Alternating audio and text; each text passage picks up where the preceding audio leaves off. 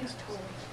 They looked at the beaver, and they said, "Oh, what exquisite fur she has." They felt her fur, and they said, "Oh, we have never seen an animal like this before." And they watched her. She could walk on the land so slow, but in the water she was busy and fast. And then they saw the way she could cut down trees with her teeth. And they said, she must have done something truly amazing to get so many gifts. And one night a holy man had a dream. And in his dream, he learned the story of the beaver's courage. How the beaver got sharp teeth. In the beginning, when the great Creator made the world, he made a special place on earth for the animals he'd made to live. And he created the sun, and he said to the sun, "You have free will to travel as you wish, but please stay close enough to earth to keep my beloved animals warm." Now, some of the animals didn't look like they do today. The beaver, she didn't have beautiful fur. She had a couple of scraggly little hairs on her back, and the rest of her skin was pale and sensitive. She could only live on the land, and she had to walk so slowly because she dragged her heavy tail behind her. And her teeth, they were not long and sharp. They were short and dull, and they wore away easily. Many of the other animals made fun of her. The wolves howled. Let's howl like wolves. Oh, you do not have beautiful fur like we do. The turtles made fun of her speed. Even we can walk faster than you. The rabbits teased her about her teeth. Beaver, we invited you for a carrot dinner. You'd still be chewing on the carrots at breakfast. Oh, if you had any teeth left, they'd probably be gone. And at night, sometimes she cried out to the great Creator, "Why did you make me? Why am I here? I know you must have a reason. Please tell me why." And one night in her dream, he whispered, "Don't give up, little one. Your time to stand up will come. Be patient. Be strong." Now, the great Creator had made the sun. He'd given her free will to travel as she wished. But most of the time, she decided to stay far away from Earth. And the animals on Earth were so cold. The wolves howled. Let's howl. Oh, the great Creator was freezing. Tell the sun to come closer. The great Creator didn't want his animals to suffer. He said, "I will speak with the sun right away." And when he asked the sun to spend more time near Earth, she said, "You gave me free will. Don't tell me what to do." This made him angry. He said, "I will teach her a lesson that she will not forget. I will teach her about freedom."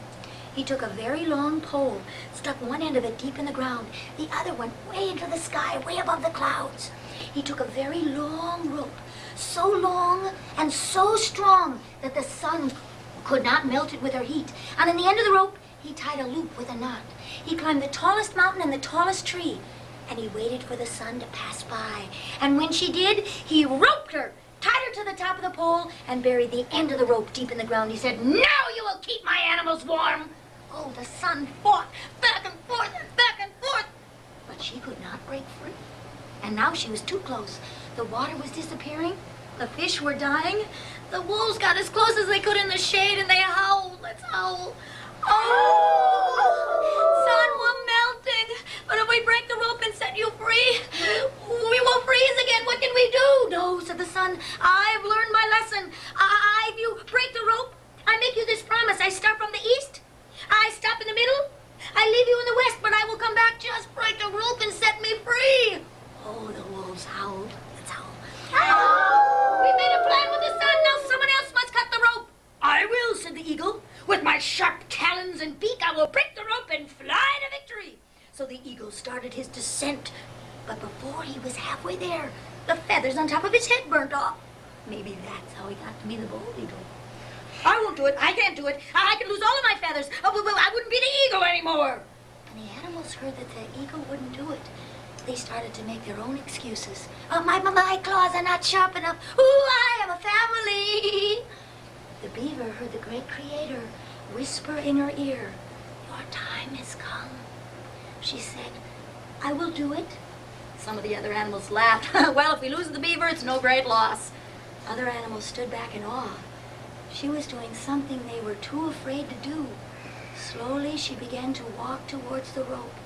By the time she was halfway there, the little hairs on her back had burnt right off. Her skin was blistered and cracked. By the time she got to the rope, her eyes felt like hot black rocks in her head.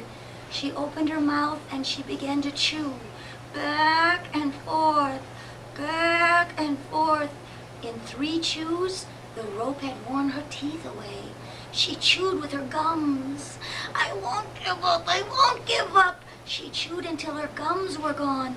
Bone on bone she chewed, until in her very last breath, the rope broke.